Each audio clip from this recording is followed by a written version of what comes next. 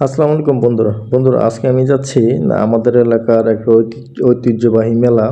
সেটা হচ্ছে দেওয়ানবাড়ি বাগলপুরের মেলা। যদিও এই মেলাটা গতকালকে শেষ হয়ে গেছে, কিন্তু গতকালকে বৃষ্টির কারণে আমি আসলে যাইতে পারি নাই।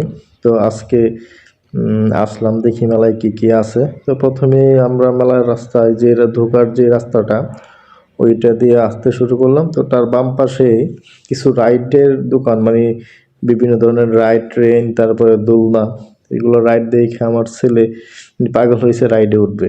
ছোটবেলায় আমরাও অবশ্য রাইড উঠছি, তো এরকম ছিল না, এরকম আধুনিক ছিল না, এগুলো সবই ম্যানুয়াল যে রাইডগুলা, ওইগুলা ছিল।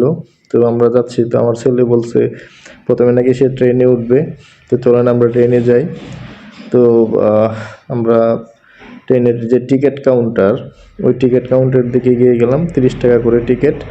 তো আমার ছেলে ট্রেনের টিকিট কেটে ট্রেনে উঠে পড়লো। এই যে সে ট্রেনের প্রচন্ড রকমের এনজয় করতেছে। তো আমরাও কিন্তু ছোটবেলায় এভাবে অনেক এনজয় করছি। কিন্তু এখানে কিন্তু অনেকটা রিস্কও আছে। আসলে এসব ট্রেনগুলো আসলে খুব রিস্ক, মানে কোন সময় যে আসলে ছুঁইটা কোন জায়গায় পড়ে যায়, তাইলে কিন্তু বড় ধরনের দুর্ঘটনা ঘটে। আসলে আমি এগুলাতে উঠাইতে একদমই রাজি না, কিন্তু আমার ছেলে তো আসলে আমার কথা শুনবেই না। সে এই রাইড নিবে তো নিবেই।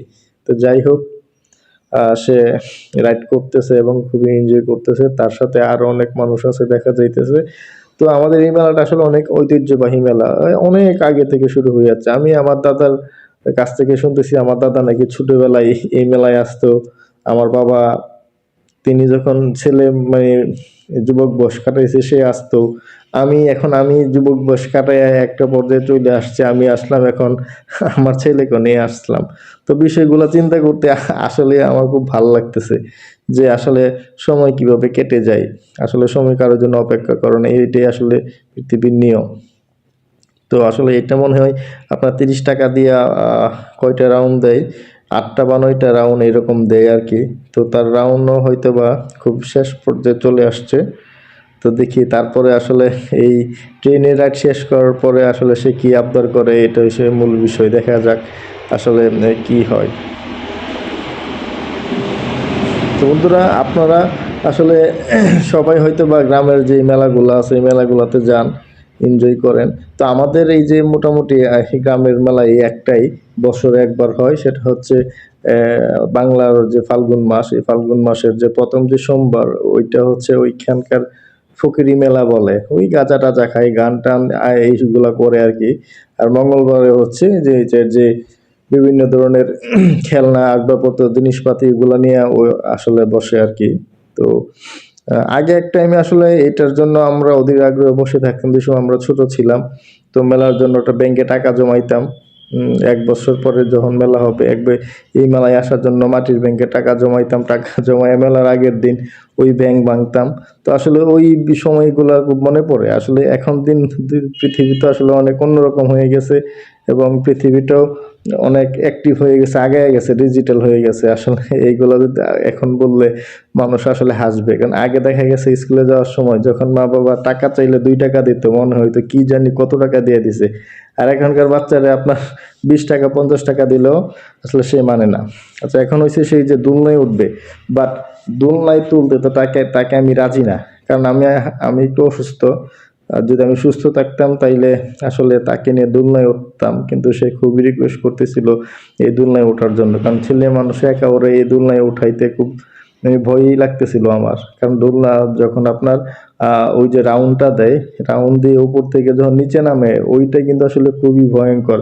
মানে ভিতরে মনে হয় একদম ভিতরটায় কলিজাটা ছিঁড়ে পইড়া যায়, মানে আমার কাছে আসলে এরকম লাগে। আমি এই জীবনে 2বার দোলনাতে উঠছিলাম। তো যাই হোক, তারা যেভাবে কনভিন্স করছি, তাকে আর দোলনাতে উঠতে আমি দেই নাই। এখন দেখি আসলে সে কোন রাইডে যাইতে চিন্তা করে। হ্যাঁ, তারপরে আবার সেই যে নৌকায় উঠতে চাইতেছে। তো যাই হোক, তাকে নৌকায় তুলতে হবে। তো এটা তো আমি নৌকায় উঠতে রাজি না, কারণ যদি এইটা যেভাবে আপনার উপরে ওঠে আর নিচে নামে, এটা তো আমার ভয় করে। তো না, এটা তো উঠবে সে। তো যাই হোক, সে এটাতে উঠলো। ওইটা সে আসলে এনজয় করতে থাকলে, কিন্তু আমি কিন্তু একটা টেনশনের মধ্যে ছিলাম যে আসলে কোন সময় কি হয়ে যায়। তার একা এই নৌকার মধ্যে বসাইছি। তো তার তো খুব ভালো লাগতেছে, যে সে খুবই খুশি, মহা খুশি। তো আসলে এখানে বাচ্চাদেরকে তুললে অবশ্যই সাবধানে তুলতে হবে যাতে তাদের মানে কোনো দুর্ঘটনা না ঘটে। আর এই যে জিনিসগুলো আছে এগুলো খুবই ম্যানুয়ালি চলে এবং কতটুকু চেক করে তারা আসলে এটা তারাই জানে। এটা আসলে কতটা নিরাপদ আমাদের জন্য বা কতজন মানুষ তুললে ওইটার ভার আসলে এটা নিতে পারবে, লুট ক্যাপাসিটি কি, এইটাও কিন্তু এই যে এটার যে মালিক তারা জানে না। তো যাই হোক, আমার ছেলে নেমে এসে পড়ছে, তার মনে হয় এই রাইডটা মোটামুটি ভালো লাগে নাই। তো দেখি এখন আসলে সে আর কি করতে চাইতেছে অ্যাক্টিভিটি, আমরা দেখি। তো সে মনে হয় অ্যাক্টিভিটি যেটা করতে চাইতেছে সে আমাকে বলতেছে হয়তো এয়ার গান দিয়ে বেলুন ফুটাবে। তো আচ্ছা দেখি সে কি করে। তো আমরা চলে গেলাম ওইখানে, এয়ার গান দিয়ে সে বেলুন ফুটাবে। তো ওই যে সে এয়ার গান কাঁধে নিল, প্রথম যেই শটটা করলো সেটা মিস হয়ে গেল, সে পারলো না। এখন দেখি দ্বিতীয়টা কিন্তু সে আসলে তার টার্গেট মিস হয় নাই, সে বেলুনটা ফুটাইতে পারছে। তারপরে দেখা যাক, হ্যাঁ তৃতীয়টা ফুটাইতে পারছে। আপনারা কি ছোটবেলা কারা কারা এইভাবে ইয়ার গান দিয়ে বেলুন ফুটাইছেন? অনেক সময় বাজার হয় কিন্তু এটা পাওয়া যায়। যদি কেউ করে থাকেন তাহলে কমেন্টস বক্সে অবশ্যই জানাবেন আপনাদের সেই অনুভূতির কথা। আমিও আসলে ছোটবেলায় যে সময় স্কুলে পড়তাম তো আমাদের এখানকার সিনেমা হল ছিল, ওই সিনেমা হলের সামনে এরকম বেলুন নিয়ে বসে থাকতো। তখন 2 টাকা দিয়ে হয়তো বা 10টা ছিল বা 20টা ছিল বেলুন, কিন্তু এখন এখানে নিতে হয়েছে আপনার গত 20 টাকা দিয়ে 10টা, 20 টাকা দিয়ে সে 10টা বেলুন ফুটাইতে পারবে। তো মোটামুটি ও তো, আমার ছেলে তো পারে না, পাশের যে ছেলেটা আছে ও আসলে টার্গেট করে দিতেছে তারে এবং সে এই যে ফুটাইতে পারতেছে। তো এখানে শেষ। তো চলেন আমরা এবার মেলার ভিতরে যাই, মেলার ভিতরে কি আছে ওইগুলা আসলে আমরা এক্সপ্লোর করি, ভিতরে কি কি আছে। তো ভিতরে ঢুকতেই আমরা দেখতে পারতেছি বিভিন্ন ধরনের খাবারের স্টল রাখা আছে। তো আসলে মেলার খাবারগুলো আসলে অ্যাভয়েড করাই ভালো, কারণ এটা হাইজিনের অনেক বিষয় আছে। তো এখানে দেখা যাইতেছে আপনার বিভিন্ন রকমের ভাজা পোড়া বা এই যে চিংড়ি মাছ, আচার, এগুলার মানে কিছু দোকান নিয়ে বসছে, কিছু না অনেক দোকান। এবং তার পাশে বিপরীত দিকে আছে আপনার দেখা যাচ্ছে চটপটির দোকান। মেলাতে কিন্তু চটপটি, ফুচকা এইসব দোকানে কিন্তু প্রচণ্ড রকমের ভিড় থাকে। তো এখানে কিন্তু খাইতে পারেন, খাইতে কিন্তু মজা লাগে, কিন্তু আসলে পরে পেটের বিষয়টা একটু খেয়াল করে খাইতে হবে, আসলে কি হয় কি না হয়, সমস্যা হয়। এই কারণে আসলে আমি চেষ্টা করি সবসময় মেলার যে খাবারগুলো আছে এগুলো অ্যাভয়েড করার জন্য। দেখেন এই সাইডে শুধু ফুচকা আর ওই যে চটপটির দোকানে ভরা। তো এখানে অনেকেই বসে এগুলা এনজয় করতেছে, ফুচকা এবং যে চটপটি আছে এগুলো তারা এনজয় করতেছে। পাশাপাশি কিন্তু এখানে নাস্তার দোকানও আছে, রুটি ডিম এগুলা পাওয়া যায়। তো দেখেন প্রচুর লোক আসে মেলায়। তো আমরা একটু সকাল টাইমে গেছিলাম যাতে ভিড়টা অ্যাভয়েড করতে পারি, এই কারণে আসলে সকালবেলা তো এই 11টার দিকে আপনার মেলায় এত ভিড় বসে না। আর এই যে চিংড়িগুলো আমার ছেলে খাওয়ার জন্য খুবই পাগল হয়েছে, কিন্তু আমি তো জানি এই চিংড়িগুলো যে এত খারাপ অবস্থা এটা যারা দেখছে তারা বোঝে। এই যে আচারের দোকানটা, এই ভাইকে আমি চিনি, ওনার আচার আসলে খুবই ভালো, আমাদের এলাকার খুব ভালো মানের আচার তৈরি করে। তো আমরা একটু মেলার ভিতরে চলে গেলাম, যে এখানে শিশুদের খেলনা জিনিসপাতি পাওয়া যায়, বিভিন্ন রকমের খেলার জিনিসপত্র প্লাস্টিক দিয়ে তৈরি বা বিভিন্ন রকমের খেলনা পাওয়া যায়। ওই দিকে চলে গেলাম। তো দেখতেছি তো আরাব বলতেছে তার ভাইয়ের জন্য খেলনা কিনবে, তো আমিও পাশাপাশি হাঁটতে থাকলাম তার সাথে। তো এটা হচ্ছে এই যে দেওয়ানবাড়ি, যেটা বললাম দেওয়ানবাড়ির পুকুর ঘাট ছিল। দেওয়ানবাড়ি কিন্তু আসলে একসময় আমাদের এইখানে আপনার জমিদার বাড়ি ছিল, তারা এই বাজিতপুরের যে থানা এটা শাসন করত জমিদার বাড়ি।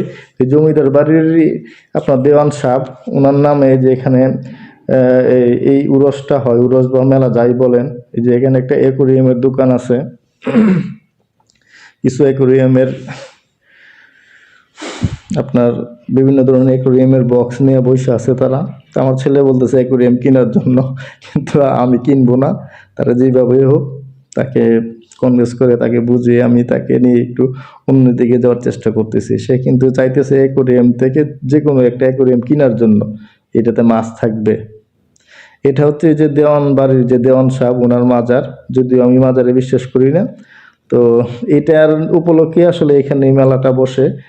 এটা অনেক পুরনো একটা মাজার, বলতে বলতে বলা যায় যে দেওয়ানবাড়ি কিন্তু বাজিতপুরের একটা ঐতিহ্য ধরে নিয়ে আছে। এখানে এসে যে মোমবাতি আগরবাতি ওই মাজারে দেওয়ার জন্য, যেটা আসলে অযথা, মানে এগুলো আসলে ইসলামিক দৃষ্টিতে এগুলো ভালো না। তো এই সাইডে কিছু আসে আপনারা মেয়েদের সাজপত্রের জিনিস আছে, তারপরে প্লাস্টিকের খেলনার জিনিস আছে দেখলাম।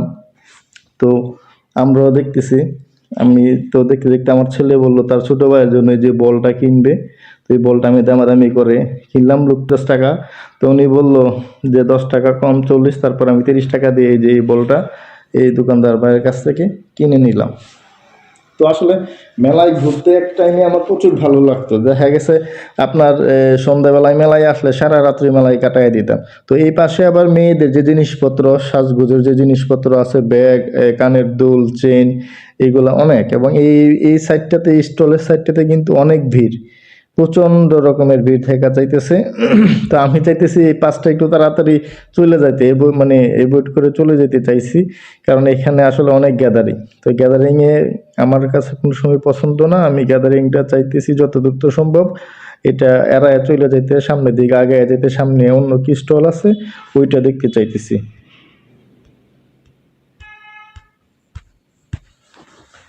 তো বন্ধুরা, সামনে আগে যাইতে যাইতে স্টলগুলো আমরা পার হচ্ছি, হয়ে যাইতে যাইতে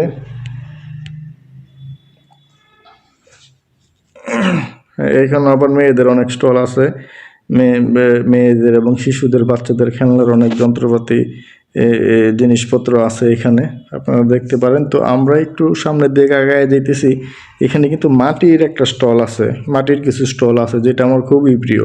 ছোটোবেলায় আসলে আমরা সবাই মাটির খেলনা দিয়ে খেলছি।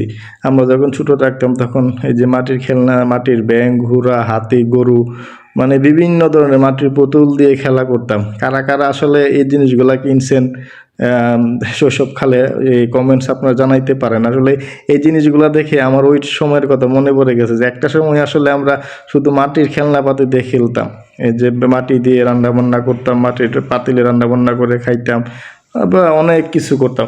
এই বিষয়গুলো কিন্তু এখন আমাদের দেশ থেকে একরকম হারাই গেছে। তো এইখান থেকে আসলে আমি আমার যে ছোটো ছেলের জন্য একটা মাটির গরু কিনলাম, কারণ আমার ছোটো ছেলে গরু খুবই পছন্দ করে। তো তার জন্য আসলে আমি এখান থেকে এই বোনটির কাছ থেকে একটা গরু কিনে নিলাম। তারপর চলে আসলাম আমরা কাঠের যেই আসবাবপত্র এইটার দিকে। তো এইখানে বিভিন্ন ধরনের কাঠের আসবাবপত্র বানায় বসে আছে, বিভিন্ন ধরনের জিনিসপাতি, যাদের যেটা প্রয়োজন তারা এখান থেকে সেটা নিতেছে। কাঠের চৌকি, কাঠের বেলুন, রুটি বেলার বেলুন। তারপর আমরা চলে আসলাম এখানে আসবাবপত্রের যে মেলা। এখানে তো আসবাবপত্রের মেলাটা আসলে আজকে থেকে শুরু এবং আগামী 7 দিন পর্যন্ত চলবে। তো এই স্টলগুলা মাত্র আপনার সাজাইতেছে তারা, এখনও আসলে তাদের স্টল পরিপূর্ণ হয় না, জাস্ট খালি জিনিসপত্র আইনা তারা ডিসপ্লেতে রাখতেছে। তো এই কাঠের যে মেলাটা, এটা আসলে আজকে মানে মেলার শেষ পর্যায়ে শুরু হয় আর কি। মেলার শেষের দিকে একদম একটানা 7 দিন এই কাঠের মেলাটা চলে আমাদের এই যে ভাগলপুরের দেওয়ানবাড়ির মেলায়। কাঠের মেলা এখানে দেখছি অনেকগুলা বড় বড় বাংকারের মতো স্টিলের বাংকারিতে বলে কি বলে আমি জানি না। এই যে বাংকারগুলো অনেকগুলো নিয়ে আসছে তারা এইখানে। তো যাই হোক, তো আমিও যে আবার কাঠের দোকানে চলে আসলাম। তো আমার একটা ডাইল ঘুটনি লাগবে, ডাইল ঘুটার জন্য। তো এই যে ভাইয়ের সাথে বললাম যে দামাদামি করে যে ওনার পছন্দের যে একটা ডাইল ঘুটনি যেটা ভালো হয় এইটা যাতে উনি আমাকে দেয়। তো ভাই বলতেছে, দামাদামি করলাম, আমরা ভাইয়ের কাছে জিজ্ঞেস করলাম দাম কত। তো ভাই বলতেছে একটা ডাইল ঘুটনি 60 টাকা। তো যাই হোক, দাম দর করে ভাইয়ের কাছ থেকে আমি যে 40 টাকা দিয়ে একটা ডাইল ঘুটনি নিলাম। তো ওনাকেই বললাম যে উনি যাতে পছন্দ করে দেয় কোনটা ভালো হবে। তো দেখেন উনি বাছাই করে আমাকে একটা দিয়ে দিল ডাইল ঘুটনি। তো আমি এটা 40 টাকা দিয়ে নিয়ে নিলাম। তারপরে চলে আসলাম মেলার যে প্রধান আকর্ষণ, সেটা হচ্ছে মুড়ি, মুরকা, আর তারপরে এই যে তিল্লাই, বাতাসা। কার এলাকায় কোন ভাষায় কোনটাকে কি বলে আমি জানি না। তো আমাদের এলাকায় এগুলারে এরকমই বলে, তিল্লাই বলে এদিকে, এদিকে বলে খেলনা, তারপর ওইদিকে আছে বাতাসা। তারপরে আমি আমার গ্রামের আঞ্চলিক ভাষাগুলো বলতেছি। তো আমি ওই লোকের কাছে দামগুলো জিজ্ঞেস করতেছি, আমার হাত নাড়ায় না, আমার হাতে এটা হচ্ছে উরকা, উরকা বলি আমরা এইটাকে। তো ওইটার দামও আমি জিজ্ঞেস করতেছি, দামগুলো আবার এখন খেয়াল নাই উনি কত বলছে। তো যাই হোক, উনি কিন্তু আমাকে আমি যতটুকু চাচ্ছি উনি ওই দিতেছে। তো ওইদিকে চিরা দেখা যাচ্ছে, চিরা আছে ভাইয়ের কাছে, অনেক অনেক এক ধরনের আইটেম আছে ভাইয়ের কাছে। তারপরে এদিকে আছে আপনার খই, আর ওইদিকে আছে বিন্নি ধানের খই। তো বিন্নি ধানের খই কিন্তু অনেক মজা লাগে, দুধ দিয়ে বা দই দিয়ে বিন্নি ধানের খই খাওয়া টেস্ট আসলে এটা আমি আসলে অনেক ছোটবেলা থেকে এটা পছন্দ করতাম। তো আমার মতো অনেক ভাইরে হয়তো ওই যে বিন্নি ধানের খই অনেকেই পছন্দ করেন। তো কারা কারা পছন্দ করেন কমেন্টস করে একটু আমাকে জানাই দিয়েন। তো এই যে আমি ভাইকে যেভাবে বললাম, ওই ভাই আসলে ওইভাবেই আমাকে মেপে প্যাকেট করে দিতেছে, যাতে আমি এগুলা কোন কোনগুলো আমি চাইছি ওগুলা উনি প্যাকেট করে দিতেছে, আমি এগুলো নিতেছি। আসলে মেলার বিষয়টা হচ্ছে এইরকম, মেলাতে আসলে আমাদের গ্রামের যে মেলাগুলা এইগুলা কিন্তু আমাদের ঐতিহ্য, আমাদের গ্রাম বাংলার ঐতিহ্য। আমাদের গ্রাম বাংলার ঐতিহ্য হচ্ছে এই মেলাগুলা। তো এইদিকে এই মেলাগুলাকে কিন্তু টিকিয়ে রাখতে হবে সারা জীবন, নাইলে আমাদের পরবর্তী প্রজন্মরা আসলে জানতে পারবে না আসলে আমাদের দেশের ঐতিহ্য। এখানে জিলাপি বাজতেছে, মেলার জিলাপি কিন্তু আসলে খুবই মজাদার, খুবই আকর্ষণীয়। এইটা গরম গরম গুড়ের জিলাপি, আসলে এই যে মেলার যে স্টল এখানে বসে খাওয়ার মজাই আলাদা। যদিও আসলে আমি একসময় খুব খাইছি, এখন হয়তো বা বলতেছি যে হাইজিনিক যে বিষয়টা ওইটা মাথায় রেখে হয়তো আমি খাই না। তারপরেও আমি দেখি যাওয়ার সময় কিছু জিলাপি বাসার জন্য নিয়ে যাব, কারণ আমার বাসায়ও আবার মেলার যে জিলাপিটা ওইটা পছন্দ করে, টাটকা গরম গরম জিলাপি এটা পছন্দ করে। আসলে সব কিছু তো আসলে হাইজিনের উপর নির্ভর করে না, আসলে এটা কোনো মানে মাইনে নিতে হয়, কারণ আমাদের দেশের পরিবেশ অবস্থায় এরকম। কারণ আমরা ছোটবেলা থেকে আসলে এগুলাই দেখে অভ্যস্ত বড় হয়েছি। এখন হয়তো বা অনেক কিছু চেঞ্জ হয়ে গেছে। এই জিলাপি এক ভাই জিলাপি বানাচ্ছে, তো আসলে এই যে একদিকে বানাচ্ছে আরেকদিকে ভাই সেল করতেছে। তো আমি এই ভাইয়ের কাছ থেকে মানে কিছুটা এই জিলাপিটা, যে এই জিলাপিটা নিয়ে নিলাম, এটা নাকি অনেক ভালো। তো এই ভাইয়ের কাছ থেকে আমি 1 কেজি পরিমাণের জিলাপি কত 180 টাকা দিয়ে নিলাম, আর পাশের যে জিলাপিটা ওইটা 160 টাকা। তো আপনাদের এলাকায় এই জিলাপিগুলো কত করে বিক্রি করে কমেন্টস করে জানিয়ে দিবেন। তো মেলায় ঘুরতেছি প্রায় তো 1 ঘন্টা হয়ে গেল, মোটামুটি 1 ঘন্টা সময় পার করে ফেললাম মেলায় ঘুরতে ঘুরতে। তো এইটা হচ্ছে আমাদের বাজিতপুরের ঐতিহ্য এবং আমাদের বাজিতপুর ঐতিহ্যবাহী মেলা। এইখানে আসলে আমাদের এলাকার মানুষ একবার হইলেও, বছর একবার হইলেও এইখানে সবাই আসে, আনন্দ ফুর্তি করে, মেলার যে আমেজ এটা ধরে রাখে। তো তারপরে আমার ছেলে পাগল হয়েছে যে স্মোক আইসক্রিম খাবে। তো আসলে কি করব, বাধ্য হয়ে চলে গেলাম ওইখানে যায়, ওই ভাইয়াটাকে বললাম যে 1 গ্লাস স্মোক আইসক্রিম বানিয়ে দিতে। দেখতেছেন যে উনি কি সুন্দর করে স্মোক আইসক্রিম বানাইতেছে, যে আমার ছেলে দাঁড়ায় আছে খাওয়ার জন্য। তো তাকে দিয়ে বলতেছে যে স্মোক আইসক্রিম প্রথম অনেক ঠান্ডা লাগবে এবং সে যাতে এটা চাবায়া খাইয়ে ফেলে এবং নাক দিয়ে যাতে ধোঁয়াটা ছাড়ে, দেখেন যে সে স্মোক আইসক্রিম খাইতেছে।